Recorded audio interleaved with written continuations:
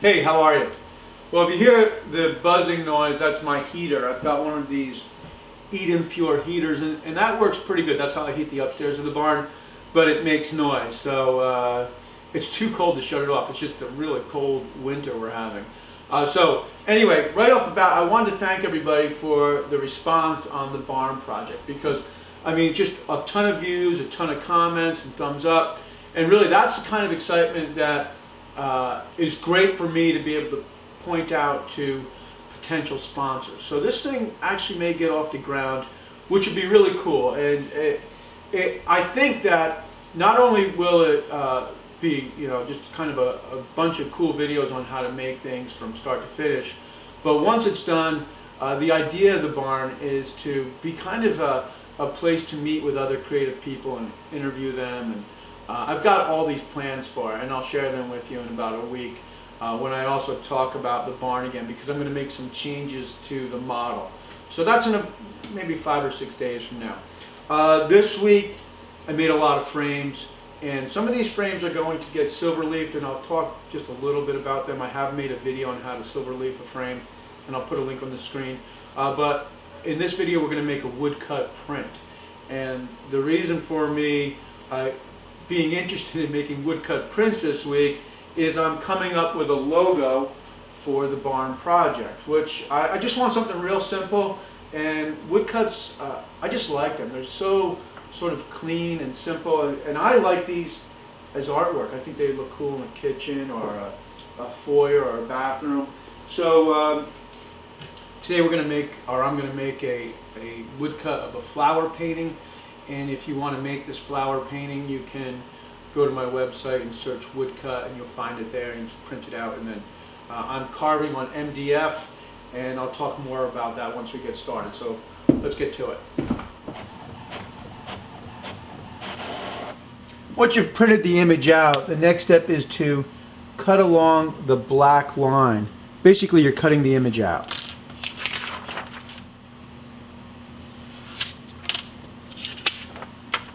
This is an image of daffodils, and now I'm tracing it with a charcoal pencil. And it doesn't have to be perfect. A flower is a very abstract image, I guess you would call it.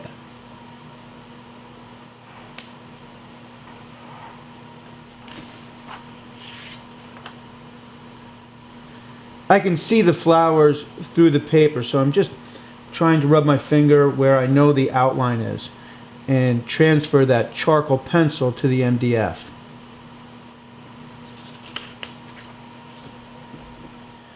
Now I'm using a razor blade, and I'm cutting the outline of the flower. And it's important to know what part of the image or the block is going to stay and what's going to go. So for this image, this area here is going to go, and these areas here will stay. Now I'm using a small carving tool to remove this area around the center.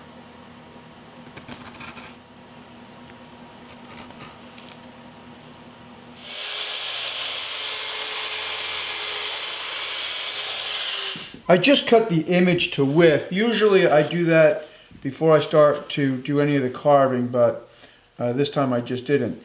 Now I'm sealing the image with shellac.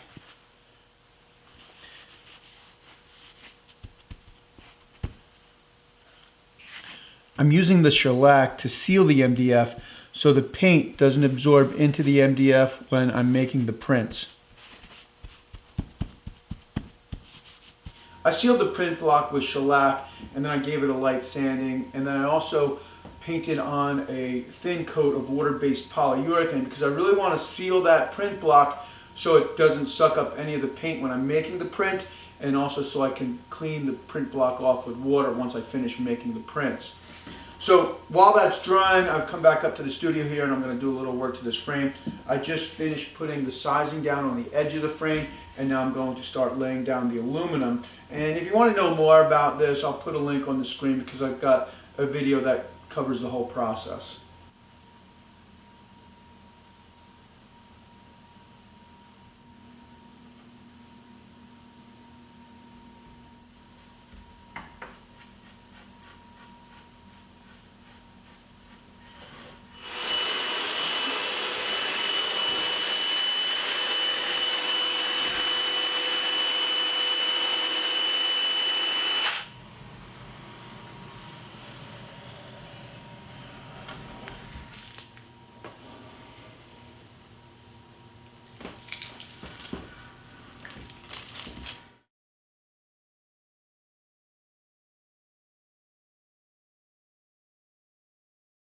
Well, I haven't finished with this frame yet, but I always like to see what the painting looks like in the frame. So now I'll take the painting back out and paint the inside of the frame black, and then it will be done.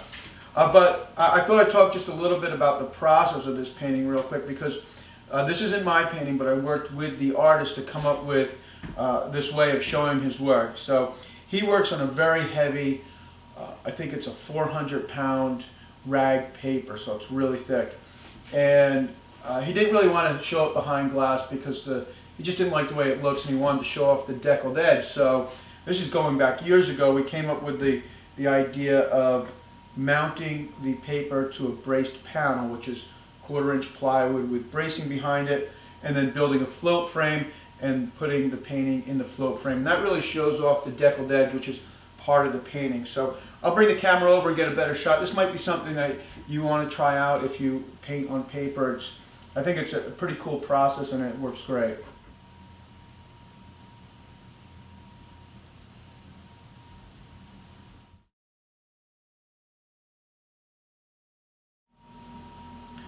Now I'm painting the print block with an open acrylic paint. It's called an open paint. It's made by Golden, and it basically means it has a slow drying time.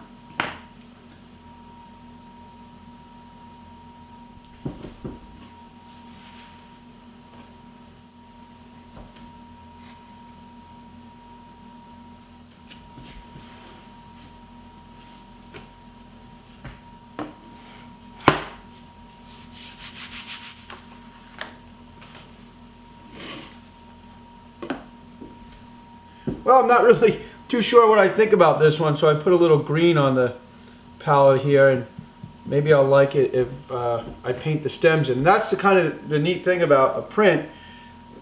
Once you make the print block, it really doesn't take that much time, so if you want to experiment, you can. Let's see.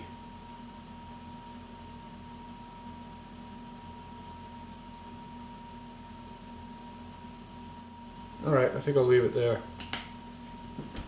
Well, I had a lot of fun with these paintings, and it's definitely one of those things, if you're not a painter and you're a woodworker, you could definitely check out.